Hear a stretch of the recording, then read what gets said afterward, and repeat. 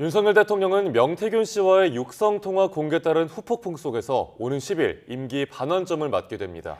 국내 정치 현안뿐 아니라 북한의 러시아 파병과 미국, 일본의 정상교체 등 변수가 많아 이번 달 내내 윤 대통령의 리더십이 시험대에 오를 전망입니다. 신윤정 기자의 보도입니다.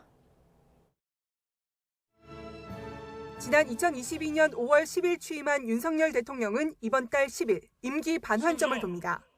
연금, 의료 등 4대 개혁과 탈원전 폐기, 한미동맹 강화와 한일 관계 개선 등 굵직한 성과를 조명할 시기지만 상황은 녹록치 않습니다.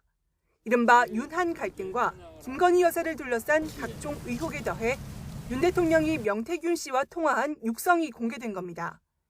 대규모 장외 집회를 열고 여론 총결집에 나선 야당은 윤 대통령을 정조준하며 탄핵 바람에 불을 지피는 모양새입니다. 불법 국정 이제 멈춰야 합니다. 공정과 상식을 말만 할 게 아니라 행동할 때다라는 말씀.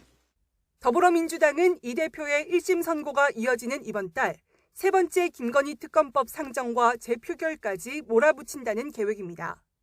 국민의힘 한동훈 대표 역시 11월 안에 김 여사 문제 해결을 위한 대책을 내놔야 한다고 압박하는 상황. 윤 대통령으로서는 여당 이탈표를 우려할 수밖에 없습니다. 11월에 먼저 매듭지어야 할 것들이 있습니다. 국민들께서 우려하시는 지점들에 대해서 과감하고 선제적으로 해결책을 제시하고 관철할 수 있어야 합니다. 국내 정치적 난제뿐 아니라 글로벌 외교안보 상황도 불확실성이 최고조에 달할 것으로 보입니다. 오는 5일 미국 대선에 이어 11일에는 일본 차기 총리 지명 선거도 예정돼 있습니다. 곧바로 한미일의 중국 등이 회원국인 아시아태평양 경제협력체 APEC과 주요 20개국 G20 정상회의까지 이어집니다.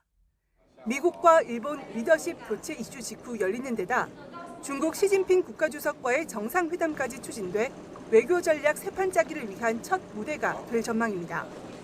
무엇보다 북한의 러시아 파병이 어떤 양상으로 전개될지에 따라 윤 대통령의 리더십에 대한 평가가 달라질 가능성이 있습니다. 촘촘하게 이어지는 국내외 정치 외교안보 일정 속 윤 대통령은 국민과의 소통에도 나설 예정입니다. 지난 2년 반의 성과와 앞으로의 계획뿐 아니라 각종 의혹에 대한 해명과 사과가 포함될지가 임기 후반부 국정 동력의 관건이 될 전망입니다. YTN 신윤정입니다.